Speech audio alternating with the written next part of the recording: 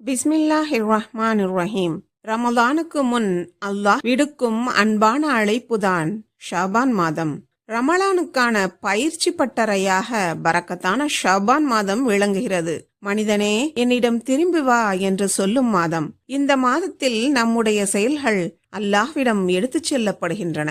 Usama பின் ஜைத் ரலியல்லாஹு அறிவிக்கிறார்கள், நான் நபி ஸல்லல்லாஹு அலைஹி வஸல்லம் அவர்களிடம், அல்லாஹ்வின் தூதரே, ஷாபான் மாதத்தில் நீங்கள் நோன்பு நோற்பதை போன்று ஏனைய மாதங்களில் நீங்கள் நோன்பு நோற்பதை நான் காணவில்லையே என்று கேட்டேன். அதற்கு அவர்கள், அது ரஜபுக்கும் ரமலானுக்கும் இடையில் வரும் மாதமாகும். இம்மாதம் பற்றி மக்கள் பாராமுகமாக இருக்கிறார்கள். இம்மாதத்தில் அடியார்களுடைய அமல்கள் அல்லாஹ்விடம் எடுத்துக்காட்டப்படுகின்றன. இம்மாதத்தில் நோன்புடன் இருக்கும் நிலையில் எனது அமல்கள் அல்லாஹ்விடம் எடுத்துக்காட்டப்பட வேண்டும் என்றே நான் விரும்புகிறேன் என்று கூறினார்கள்.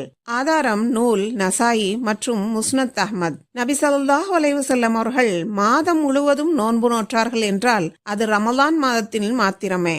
அதுபோல் நபி ஸல்லல்லாஹு அலைஹி வஸல்லம் அவர்கள் அதிகமாக நோன்பு நோற்ற மாதம் ஷாபான் மாதமாகும். ஆனால் நாம் மாதம் முழுக்க நோன்பு நோற்பது தடை செய்யப்பட்ட காரியமாகும்.